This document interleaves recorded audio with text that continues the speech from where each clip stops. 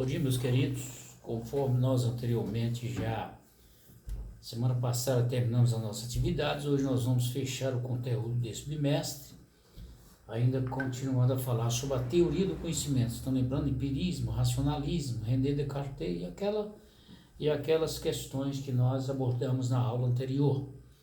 A aula de hoje nós vamos falar sobre dogmatismo. Dogmatismo é uma corrente de teoria do conhecimento que automaticamente eles afirmam ser dono da verdade absoluta. Todo dogma é doentio, tá? Inclusive o setor institucional que existe mais dogmas é a religiosidade institucional. Lembra que não é a questão bíblica. A Bíblia não é dogmática. A Bíblia ela mostra uma verdade em relação ao homem, em relação a Deus. Então, é uma verdade do homem em relação a Deus, não são as verdades em relação à vida.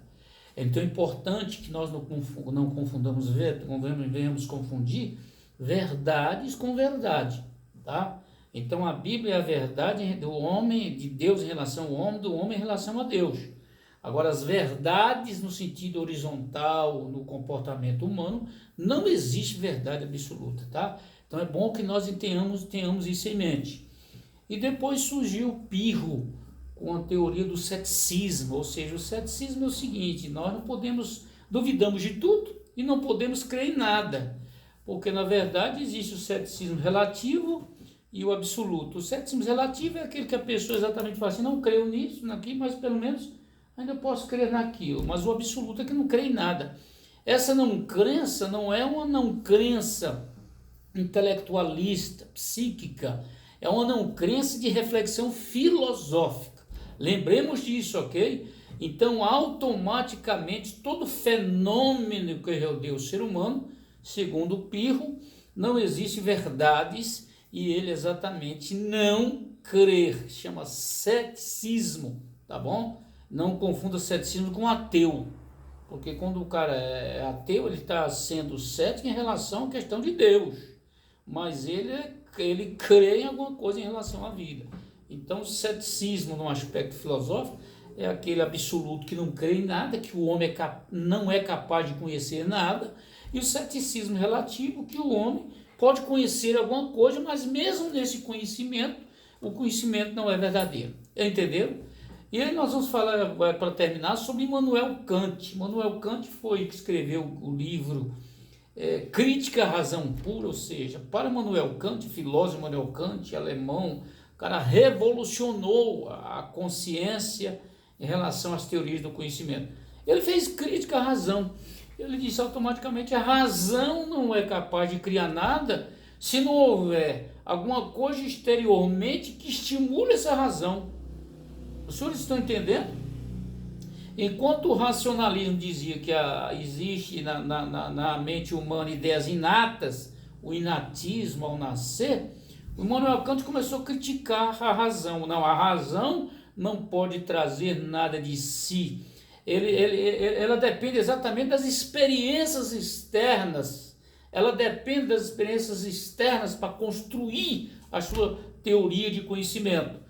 Então, olhe para você ver que automaticamente percebemos que Immanuel Kant ele partiu como fosse assim, uma percepção sensorial muito mais profunda, que não é aquela percepção sensorial de John Locke. Lembra de John Locke? Não é. Essa percepção do Immanuel Kant é muito mais profunda.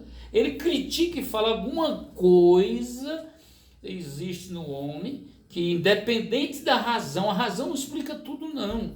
Existem fatores no homem, como sentimentos, existe fator no homem como outros valores que pode construir no homem, pelos fatores externos de estímulo, o conhecimento.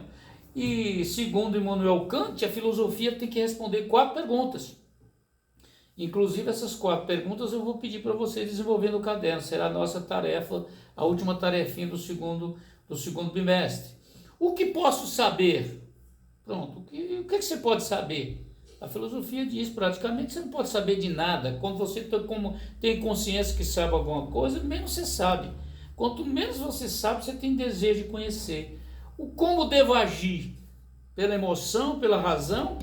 E outra coisa, o Immanuel Kant diz que o homem tem, ele passa por uma fase de menoridade, no sentido filosófico, no sentido psíquico, vamos dizer, filosófico, de razão, e ele comete muita besteira.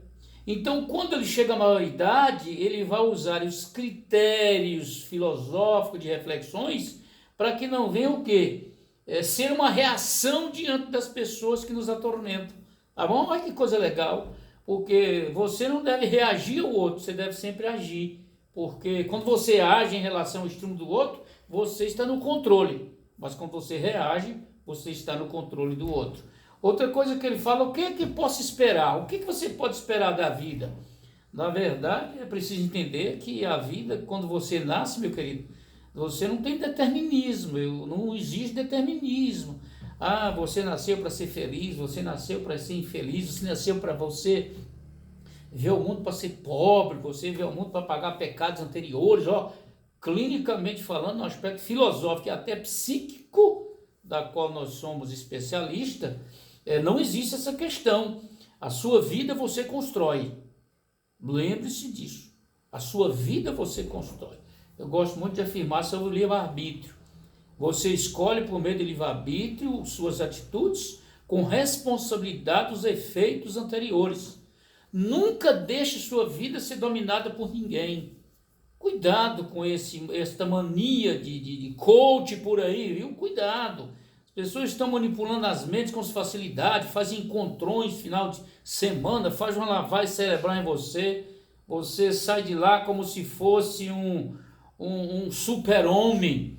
Aí quando você descobre que viveu naquele encontro a fantasia do outro e que a realidade da sua vida é diferente, você novamente cai no marasmo da angústia, porque você percebeu que o outro não resolve o seu problema a não ser você. O que deve esperar? Aquilo que você plantar.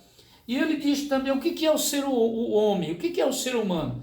Eu praticamente aqui argumentando sobre o Immanuel Kant, na minha pequenez filosófica, até ele não trouxe uma resposta concreta, porque o ser humano não é, o ser humano está no total vir a ser.